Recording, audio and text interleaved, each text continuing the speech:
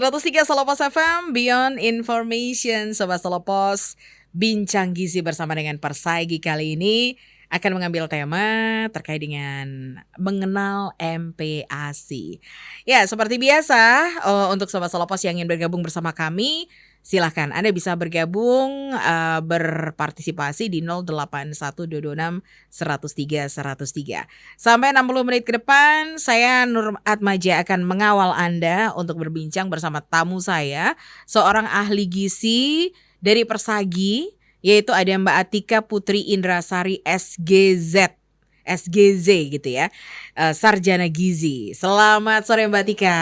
Selamat sore Mbak Nur. Kabar baik ya? Alhamdulillah baik. Alhamdulillah. Salut loh saya, hujannya deras banget tapi tetap bisa datang gitu ya. Alhamdulillah. Menyempatkan gitu ya datang ke Selopos FM untuk berbagi informasi terkait dengan MPASI.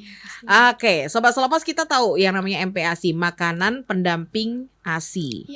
Ini memang akrab ataupun erat kaitannya dengan ibu-ibu muda ataupun mereka-mereka yang masih mempunyai bayi gitu ya.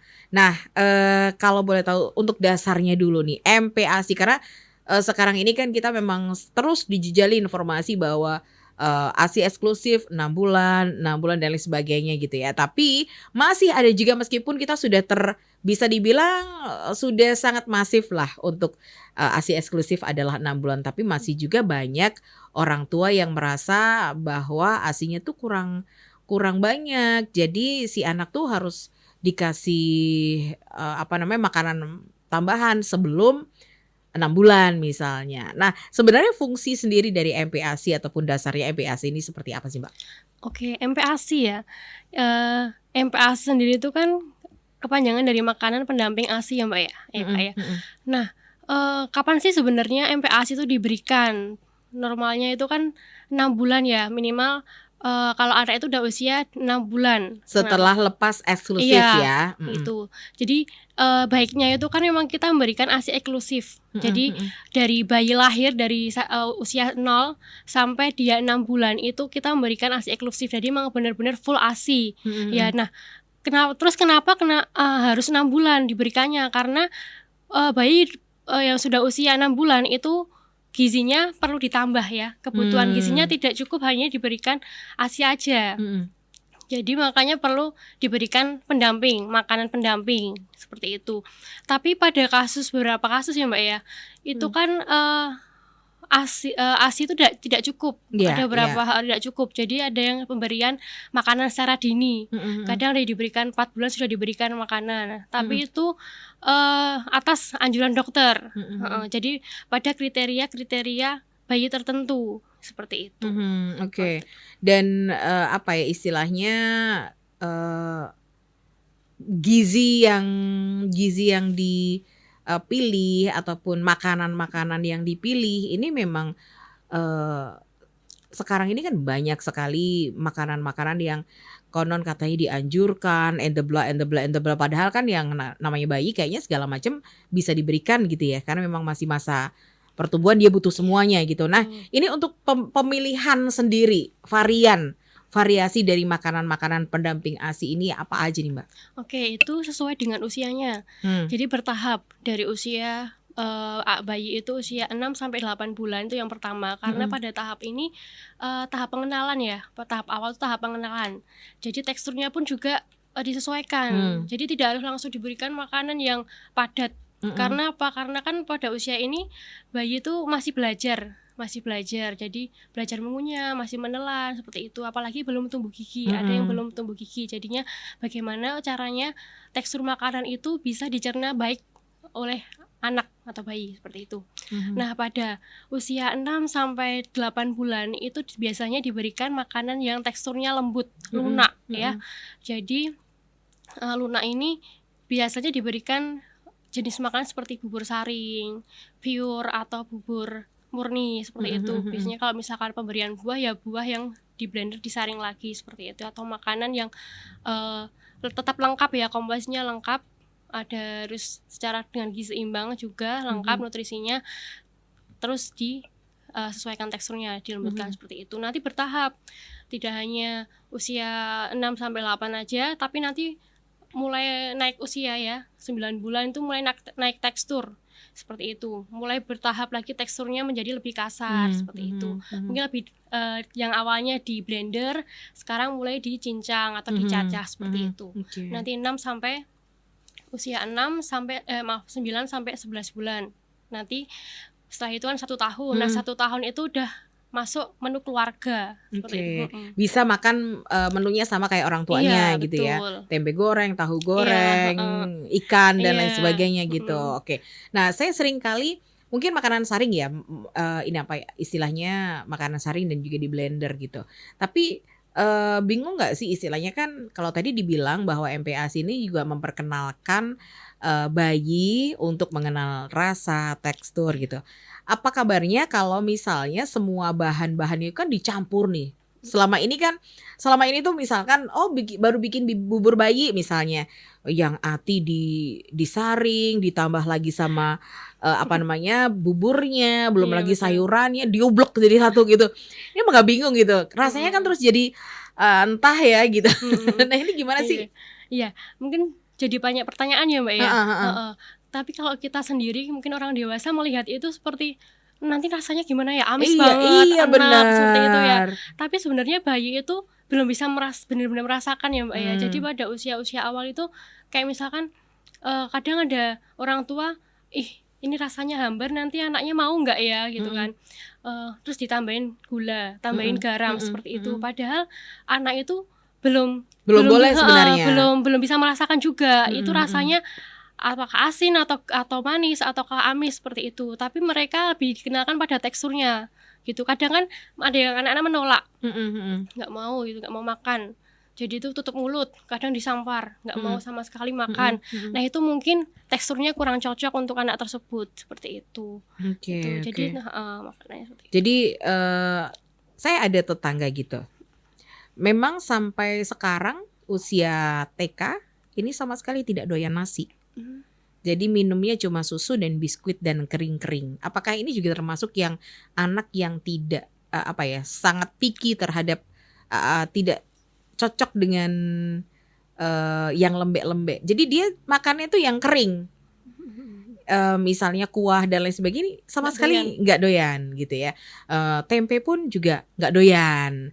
Tahu nggak doyan. Pokoknya segala macam yang dimakan adalah biskuit dan juga susu yang sampai sekarang. Gitu ya. Sampai sekarang. Nah, ini apakah juga termasuk yang dibilang tadi karena dia pikir terhadap tekstur, atau memang ada fobia atau gimana sih sebenarnya? Nah, itu permasalahan itu sebenarnya salah satu faktornya ya, salah satu faktor pada awal perkenalan MPASI itu seperti itu. Mungkin dari orang tua mungkin awal dulu ya udah dikasih makan apa adanya gitu kan. Yang anaknya mau gitu. Padahal kan kita perlu pengenalan tadi ya dari awal. Makanya mungkin dari awal tuh perlu dikenalkan naik tekstur dari mulai yang lembek, yang lunak, kemudian naik menjadi yang lebih kasar, dicincang, kemudian baru makanan padat seperti itu. Nah, untuk anak-anak yang baru mengalami tadi ya Mbak ya, makanya pengennya yang kering-kering, biskuit, nggak mau sayur. Nah, itu bisa solusinya pertama dikenalkan lagi, mulai dari orang tuanya.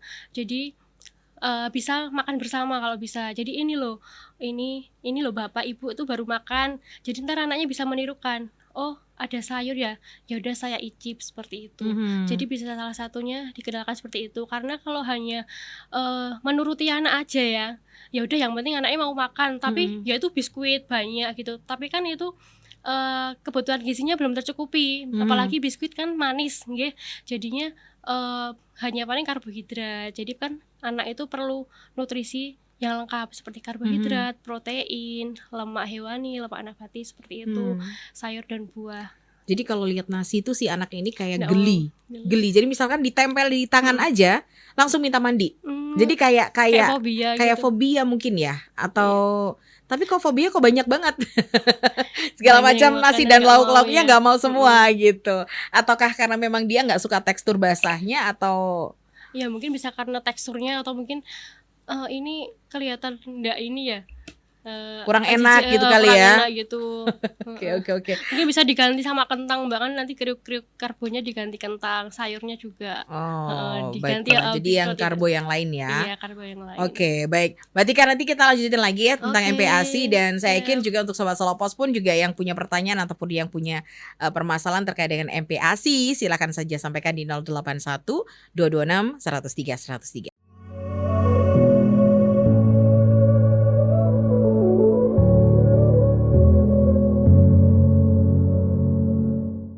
Ya, masih bersama dengan Mbak Tika dari Persagi, Persatuan Ahli Gizi Surakarta, dan tentunya kami masih ngobrolin soal MPASI.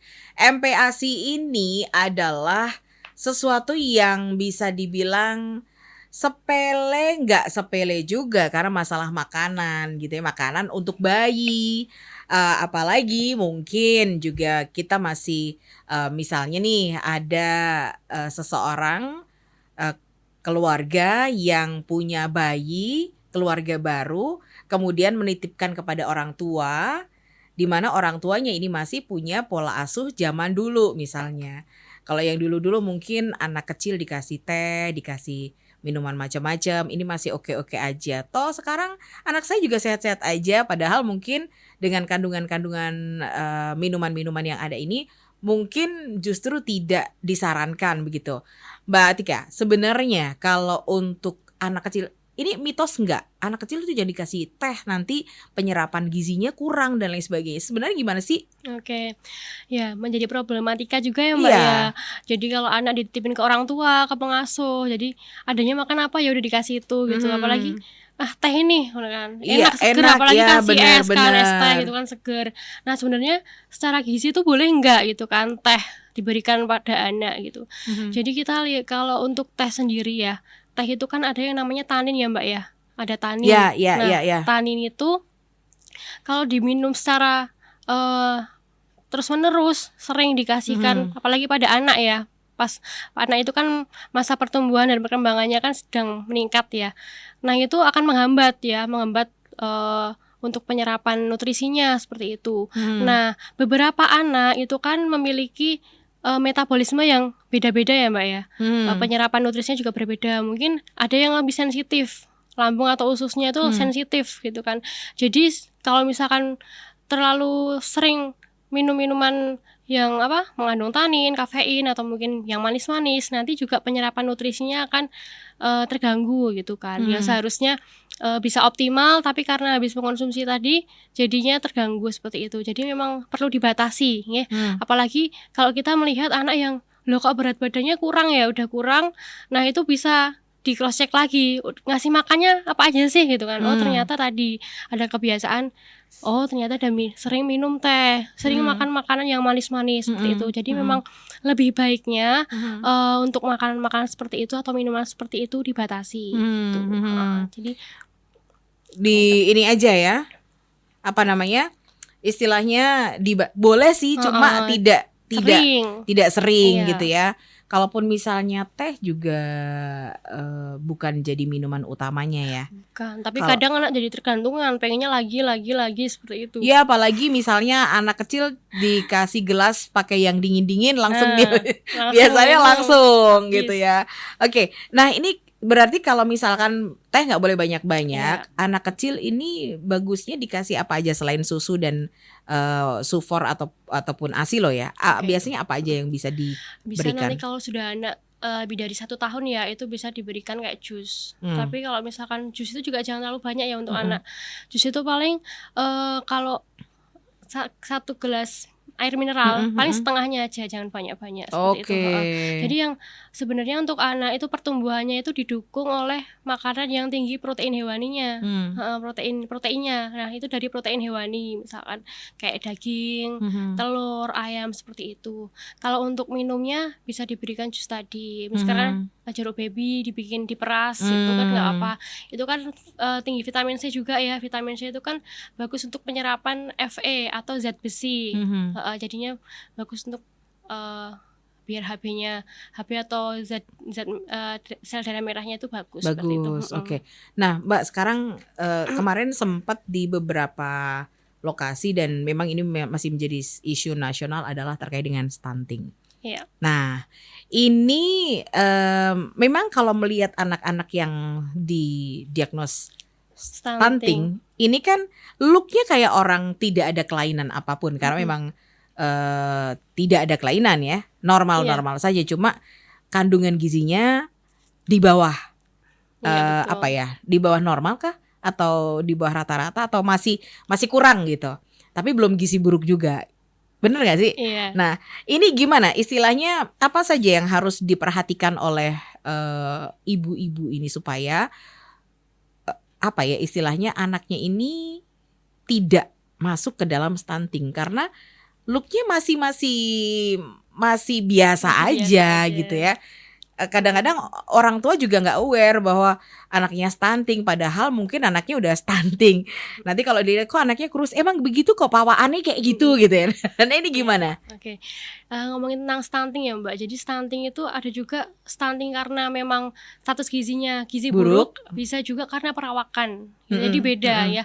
Nah, jadi kalau orang yang kelihatannya itu kok kayak kurus berarti dia stunting. Nah, jangan ngejudge seperti itu dulu gitu kan. Kita lihat. Nah, dilihatnya dari mana? Apalagi anak-anak, kita kan memantau anak-anak yang usia 2 tahun ya sampai 2 tahun melalui buku KIA atau Kesehatan Ibu dan Anak. Nah, di situ kan sudah terlihat ada grafiknya. Kalau memang grafiknya itu memang sudah turun terus melewati garis merah, berarti anak itu sudah disebut stunting. Tapi kalau misalkan anak itu kurus, kelihatannya kurus, tapi kita lihat dari grafiknya itu bagus, KMS-nya bagus, berarti ya itu berarti memang perawakannya seperti itu. Nah, kalau stunting itu sendiri faktornya banyak ya, bisa dari MPASI-nya tadi, bisa juga dari awal waktu hamil, asupan makan ibu waktu hamil itu seperti apa, seperti itu. Pemberian ASI eksklusif juga seperti itu. Jadi kalau ngomongin stunting itu memang panjang ya. Nah, upayanya sekarang kalau sudah lahir gimana anaknya ya, dari tadi usia awal sampai 6 bulan kalau bisa ASI eksklusif ya. Jadi dari pemenuhan ASI-nya tadi, gimana biar ASI-nya optimal, biar kualitas dan kuantitasnya itu bagus. Berarti dari asupan makan ibunya harus lengkap nutrisinya seperti itu. Nah, kemudian kalau anak sudah usia 6 bulan mulai makan ya, karena kebutuhannya kan harus didukung dengan makanan, tidak hanya dengan ASI seperti itu. Tapi kalau bisa tetap melakukan ASI tetap jalan sampai usia 2 tahun seperti itu. Oke. Nah, kalau ngomongin stunting ini kan memang erat hubungannya dengan MPASI. Karena ini kayaknya kalau MPASI-nya jelek ya ada kemungkinan juga bisa ke ke stunting juga. Nah, saya pernah melihat begini. Anaknya masih sekitar ya 6 bulan lah ya, 6 bulan 7 bulan. Gempal sebenarnya. Tapi kalau dipegang tuh kayak gembos gitu. Jadi enggak kenceng gitu. Anaknya lemes, nggak ceria, kemudian kayak tidak ada gairah untuk mencari tahu sesuatu gitu. Nah, apakah juga stunting seperti stunting ini apakah juga cuma indikasinya cuma lemas dan kurus atau memang misalnya ada si bayi ini sebenarnya dulunya perawakannya gemuk gitu, besar ataupun berisi. Tapi kok lemes, apakah bisa punya istilah indikasinya apakah cuma kurus dan juga lemes aja nih untuk stunting atau ada yang lainnya? Oke ya, kalau stunting itu salah satunya juga itu tadi ya Mbak ya, jadi lemes, kurang bergairah, terus kayak sosialnya kurang, itu juga bisa salah satunya. Kemudian, kayak malas ngapa-ngapain gitu ya. Terus biasanya motoriknya juga lambat, yang seharusnya misalkan sudah bisa berjalan. Jadi maksimal biasanya kan kalau anak berjalan itu usia 1 tahun 8 bulan itu maksimal ya. Kalau sudah lebih dari itu berarti memang perlu konsultasi ke dokter seperti itu. Terus stunting itu juga biasanya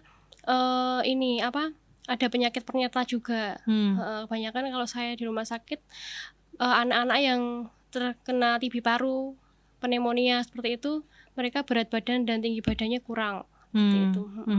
Tapi biasanya stunting ini menyerang ke anak ke usia berapa sih biasanya? Biasanya rawannya terdeteksinya biasanya rawannya tuh mulai usia 9 bulan atau 1 tahun tuh udah kelihatan, karena udah banyak aktivitas ya, aktivitasnya sudah banyak, nafsu makannya seharusnya meningkat, tapi malah menurun.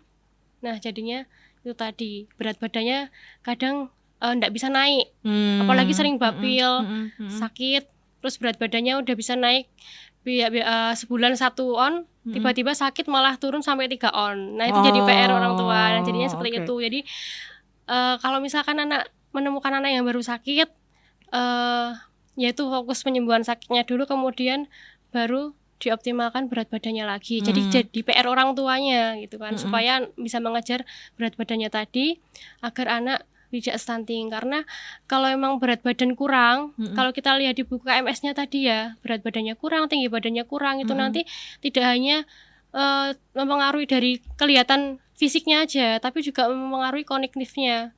Jadi IQ-nya seperti apa gitu. Jadi biasanya dokter-dokter itu menyarankan targetnya kalau pada pasien stunting sebelum 2 tahun itu sudah optimalkan berat badannya. Seperti itu. Karena tumbuh kembang bayi itu usia sampai 2 tahun. Golden age-nya ya. Age-nya itu usia sampai 2 tahun. Oke. Nah, Mbak, ada nggak sih food booster atau makanan yang kaya akan gizi yang diperlukan oleh anak gitu? Kalau dulu sih mungkin banyak orang yang dikasih kacang ijo, dikasih kacang merah, dikasih apa. Nah istilahnya kayak, saya ingat banget mungkin di posyandu dulu tuh yang namanya gizi itu adalah Kacang kebanyakan kacang ijo gitu. Nah ini seperti apa sih sebenarnya makanan-makanan pilihan yang bisa diberikan untuk anak sebagai MPASI juga gitu? Iya. Bagus juga ya, harus kasih food booster. Jadi food booster itu kalau bisa makanan yang benar-benar padat nutrisi. Emang ada beberapa makanan padat nutrisi, apalagi anak-anak itu butuh makanan yang padat nutrisi, terutama pada protein hewaninya gitu. Contohnya kalau yang padat nutrisi itu seperti hati ayam.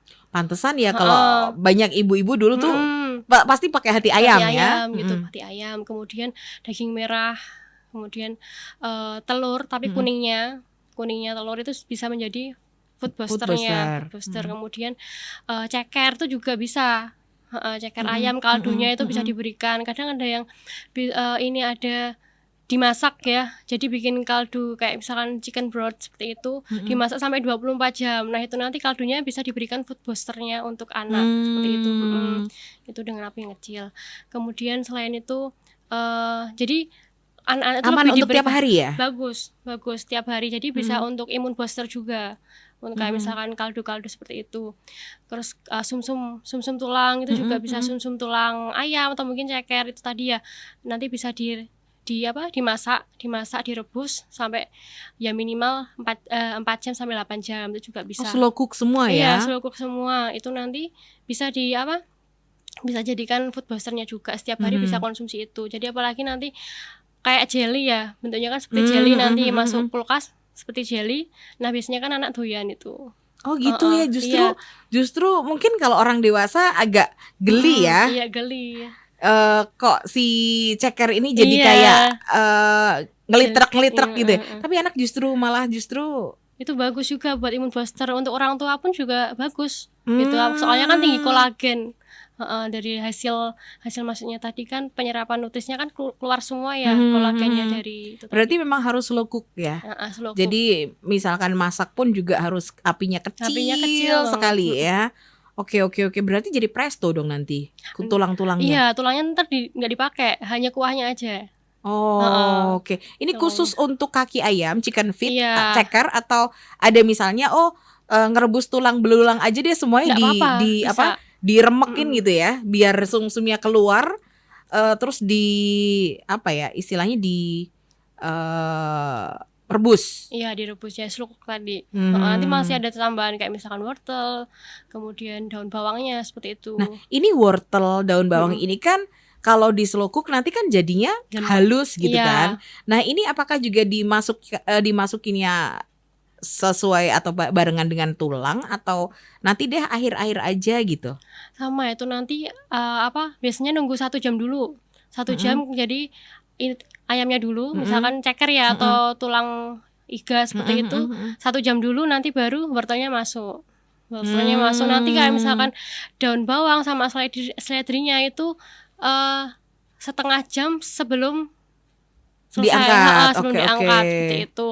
Jadi emang biar ada sensasi manis-manisnya dari wortel, ada aroma-aroma enaknya dari seledrinya seperti itu. Jadi kalau cuman tulangnya aja juga nggak apa-apa, tapi kadang ada bau-bau amis kayak gitu. Oh gitu. Jadi tadi seledri, daun bawang dan wortel lainnya ini untuk nyelamur gitu ya. Iya. Untuk menyamarkan Iya. aroma-aroma anyir Iya, betul. dari daging dan juga tulang belulang ini Iya, tadi. Berarti tulang misalnya sekengkel sapi itu pun juga bisa ya? Bisa. Wow. Terus nanti bisa ditambah ini cuka apel. Jadi cuka apel itu Diapain? dicampur 1 sendok makan aja di situ. Nanti cuka apel ini bisa membantu untuk mengeluarkan zat gizi yang ada dalam tulang itu, sumsumnya biar keluar di airnya tadi. Jadi kan airnya yang kita konsumsi seperti itu. Terus airnya yang dikonsumsi ini berapa perbandingannya berapa? Istilahnya kan misalkan 1 liter berarti 1 sendok cuka apel atau gimana? Kalau airnya tuh 1 liternya tuh 1 sendok 1 sendok cuka makan. 1 sendok makan. 1 sendok Karena makan. kita tahu bahwa cuka apel kan keras ya. Iya. Nanti Langsung. dikasihkan ke baby lagi. Enggak keras nanti. Nggak masalah dimasak, ya, nggak berarti masalah. sekarang sudah diencerkan Iya, ya. betul. Oh, ini juga mood booster juga atau food booster juga? Bisa. Imun booster juga malah. Oh iya. Oke. Cuka apel Sobat Selopos bisa dicampurkan ke rebusan tulang ayam, ceker ayam, ataupun protein-protein hewani yang butuh di slow cook ya. Yes. Oke. Baik. Nanti kita lanjutin lagi ngobrolnya. Kita jeda dulu. Dan untuk Sobat Selopos, kami masih terus akan berbincang sampai dengan jam 4 sore nanti bersama dengan Persagi.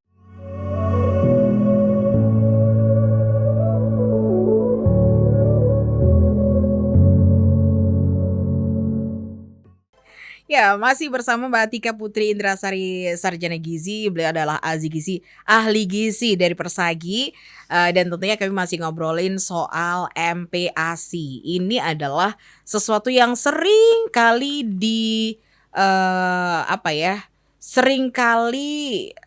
didengar, dibicarakan, tapi mungkin hanya sebatas dari artikel ataupun katanya-katanya. Nah, sekarang langsung dari ahli gizinya. Seperti apa sih MPASI ini? Nah, kalau tadi kan sudah ada food booster.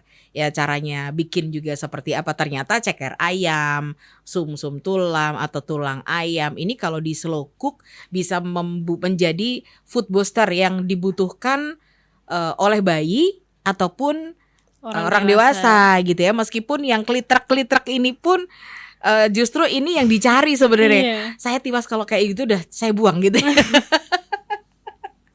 Soalnya agak geli gitu ya. Nah ini apakah ada istilahnya akan jadi food booster kalau dikonsumsi dengan sayur A, sayur B, minuman ini, atau bagusnya supaya dikonsumsi setiap jam berapa, pagi kah, malam kah, siang kah, atau setiap waktu, atau seperti apa bagusnya untuk food booster ini digunakan sebagai salah satu komponen MPASI? Oke. Untuk pemberiannya ya berarti ya Mbak ya. Untuk pemberiannya tuh bisa setiap saat. Jadi boleh pagi, boleh siang, boleh malam, bisa buat dijadikan snack juga. Oh itu ya? kan teksturnya seperti jelly ya. Oke. Seperti Bisa jelly. dicampur dengan yang lain gak sih? Boleh, itu bisa dijadikan makanan tambahan. Jadi misalkan mau numis apa bisa ditambahkan juga. Oh gitu. Untuk kuah sayur tuh juga bisa. Jadi misalkan ibu-ibu yang mau nyetok juga bisa di stok di chiller selama maksimal ya 1 minggu ya. Dijalan selama 1 minggu, nanti bisa buat kuah. Jadi misalkan mau bikin sayur, nanti udah pakai yang tadi chicken kaldu brothnya. Oke. Chicken tadi ya, itu nanti bisa jadikan kuah. Jadi kan udah padat nutrisi, udah ada chicken brothnya, ada nanti misalkan mau ditambah sama daging lagi juga enggak apa-apa di sayurnya. Misalkan tambah telur, kuning telur itu juga bisa. Jadi malah padat nutrisinya di situ. Seperti itu. Jadi diulangi lagi, chicken broth ataupun kaldu ayam tadi Sobat Selopos, di sesi sebelumnya kami sudah ngobrol gitu ya. Orang-orang tuh kita semuanya bisa bikin chicken broth Bisa. ataupun kaldu ayam. Mau dipakai anak-anak, untuk bayi, MPASI, ataupun orang dewasa juga ada karena kaya akan kolagen. Caranya adalah bisa ceker ayam, tulang ayam, atau tulang sapi, sumsum ayam. Ini semuanya bisa dimasak secara perlahan atau slow cook gitu ya. Berapa jam tadi Mbak? 4 jam? 4 jam atau bisa. 8 jam? Kalau bisa 8 jam minimal. Minimal 8 jam. jam. Berarti tuh kecil Iya, banget. Kecil. Oke. Kalau misalkan susah mantengin pakai kompor ya, sekarang kan juga udah ada alatnya juga, slow cook itu. Slow cooker sudah ada Udah gitu ada. ya. Kalau di Magicom gitu bisa nggak? Kalau Magicom kurang ya. Malah Karena ada adanya timernya. fitur fast cooker. Iya. Malah cepet nanti ya. Oke. Jadi fungsi dari slow cooker ini adalah nutrisinya nggak ngabar gitu ya. Betul. Panasnya juga sangat perlahan. Dan nutrisi-nutrisi yang ada di ceker, di tulang ayam, di sumsum ayam ataupun sumsum sapi ini tidak kemana-mana, masih tetap ada di kaldu tersebut Di gitu kaldu, ya. keluar tapi di kaldunya. Nah setelah itu biasanya ini kalau cakar ayam kan kalau di airnya kalau udah dingin kan pasti jendel gitu ya, keruh dan itu tadi kental gitu ya. Nah ini ternyata Sobat Solopos itu bisa disimpan dalam jangka waktu maksimal seminggu ya, seminggu dan bisa diambil sewaktu-waktu kalau mau masak, kalau mau bikin MPASI lain, dicampur dengan bahan lain juga oke ternyata. Waduh, luar biasa. Jadi sederhana juga ya. Sederhana juga. Kalau kita beli kolagen di luar tuh bisa mahal loh harganya. Padahal ceker ayam beli sekilo aja 24.000 udah selesai. Iya dong. Oke, terus gimana tuh? Setelah tadi chicken broth tadi bisa dicampur, bisa dimakan sewaktu-waktu. Terus bisa campurannya apa aja Mbak? Campurannya tadi ya ceker dulu. Ceker nanti airnya 1 liter. Kasih air mineral yang udah ini ya, yang matang itu 1 liter. Cekernya biasanya 1 kilo. 1 kilo atau setengah kilo juga nggak apa, tapi lebih banyak lebih bagus nanti biar lebih padat. Digeprek dulu nggak? Nggak perlu, tapi nanti tulangnya tadi jangan langsung dimasak. Jadi dimasak dulu 5 menit. Jadi mengeluarkan yang darah kotornya kan dicuci, dibersihkan, kemudian direbus dulu pakai air ya. Nanti sampai ada biasanya kan ada yang mengambang kayak darah kotoran gitu. Nah itu dihilangkan dulu, nanti kita saring lagi, itu dihilangkan, airnya dibuang, terus baru kita masak chicken brothnya. Jadi pertama kali dibersihkan dulu, direbus paling 5 menit atau 4 menit lah. Nanti baru dimasak lagi. Berarti ganti airnya atau cuma diambil? Ganti air. Harus ganti air. Soalnya kan yang tadi udah kotor, ada darahnya, dibersihkan dulu terus baru dimasak lagi. Nanti cekernya dulu, kemudian nanti dicampur sama bawang bombay-nya. Nggak usah diiris, iris gedenya aja. Jadi separuh misalnya, utuh atau separuh seperempat gitu. Nanti terus wortelnya jangan dikecil-kecil ya, gede aja. Paling satu wortel tuh dibagi 2 atau 3 gitu. Terus nanti dimasak pakai slow cook gitu tadi. Kompornya kecil aja. Kalau pakai kompor gas juga nggak apa-apa, tapi mau benar-benar yang kecil. Terus sering dicek, misalkan 1 jam sekali dicek atau 2 jam sekali dicek gitu. Karena mungkin dalam beberapa waktu pasti udah mumpal gitu ya. Meskipun ini udah mendidih, berarti kita harus tahan belum 8 jam nih, belum 8 jam nih. Oke. Nah, tadi kalau yang food booster selain kaki ayam ini ternyata, kalau tadi kan saya tanya kayak kacang-kacangan, kacang hijau dan lain sebagainya. Ini sedahsyat apa sih untuk kandungannya? Kalau kacang hijau ya, makanan pendamping ASI. Itu juga bagus, tapi belum menjadi makanan yang padat nutrisi ya. Paling hanya protein nabatinya. Jadi kan kadang anak itu kan nggak suka tahu tempe ya kan, nabatinya tidak hanya di kacang kedelai aja, tapi bisa dipenuhi dari kacang hijau, kacang merah seperti itu. Kalau pure itu pure. Kalau pure tuh biasanya dari buah. Jadi teksturnya dia kental tapi cair, gimana ya, kental tapi kayak cair. Smoothie ya? Iya kayak smoothie, bener kayak smoothie gitu. Oke. Nah ini kalau pure itu bisa dicampur atau harus satu. Misalkan pure waloh misalnya. Atau pure buah apa dan sebagainya, ini bisa dicampur atau harus 1 biji 1 ini? Kalau untuk anak-anak biasanya biar dia lebih mengenal rasa ya, mengenal itu pure apa, misalkan alpukat. Alpukat, oh ya udah dikenalkan dulu pure alpukat saja gitu kan. Oh ini rasanya alpukat seperti ini ya, ada pahit-pahit manisnya gitu. Tapi kalau misalkan kita campur alpukat sama pepaya misalkan, nanti udah beda rasa nanti bingung lagi. Okay. Jadi mungkin sendiri-sendiri dulu, nanti kalau sudah anak mengenal baru dicampur bisa. Oke. Nah, terus kalau camilan-camilan yang bisa, saya lihat sekarang ini cukup banyak ya anak-anak, misalnya anak-anak artis gitu, untuk pegangan istilahnya misal kalau mau gigi mau tumbuh, finger food ya namanya ya. Nah ini kayaknya kan kok kasih biskuit mulu gitu. Nah ini apakah juga apa ya istilahnya efektif untuk menjadi itu sebagai cemilan aja, atau memang sekarang ini apa ya industri makanan bayi ini untuk membuat bayi nutrisinya terpenuhi, kemudian motoriknya juga terpenuhi, sehingga dibikin makanan kaya nutrisi yang dijadikan cemilan. Kalau ini gimana Mbak? Oke, untuk cemilannya kita bahas cemilan atau snack. Nah sekarang itu snack atau cemilan itu baiknya ya, nutrisinya yang lengkap, jadi tidak hanya satu aja seperti itu kan. Misalkan buah itu kan lebih ke mineralnya ya, nggak ada protein, nggak ada karbonnya kurang seperti itu. Nah bisa misalkan diberikan biskuit fortifikasi ya, biskuit kayak produk-produk instan seperti itu silahkan, tidak apa-apa.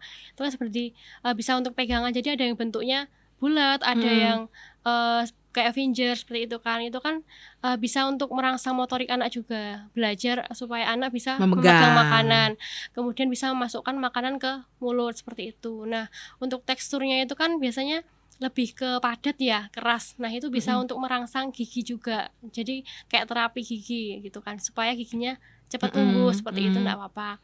Tapi kan biasanya teksturnya itu kalau sudah diemut dia langsung lumer, langsung lumer, jadinya tidak apa-apa. Tapi kalau misal teksturnya itu udah dikasih pohong kayak gitu, nah itu yang kurang bagus. Itu kan kue subuh juga. Tapi kalau misalkan bayinya udah punya gigi, anak nggak masalah punya, ya? Nggak masalah, dibikinkan apa ngerebus wortel misalkan, atau kentang atau panjang, makanan yang ini limpung. bisa, nggak apa-apa limpung. Nanti seret itu. Tapi kan itu kan istilahnya kan kalau ketelan juga nggak masalah, lunak juga kan. Oke. Jadi kemudian tetap harus dalam pengawasan. Sebenarnya bayi itu apapun bisa, makanannya juga bisa untuk pendampingnya. Misalkan anaknya nggak mau makan yang dalam tanda petik makan besar, dikasih cemilan pun juga oke, asal pemenuhan karbohidratnya terpenuhi gitu ya, proteinnya terpenuhi, bentuknya terpenuhi. Cemilan juga nggak masalah gitu ya. Oke, baiklah. Yang jelas untuk MPASI ini sangat-sangat penting untuk seorang pertumbuhan seorang anak gitu ya. Jangan sampai menjadi stunting, jangan sampai menjadi kekurangan gizi, jangan sampai istilahnya golden age-nya juga terlewat karena kita kurang tanggap kurang memperhatikan terkait dengan asupan gizinya. Betul. Gitu ya. Oke.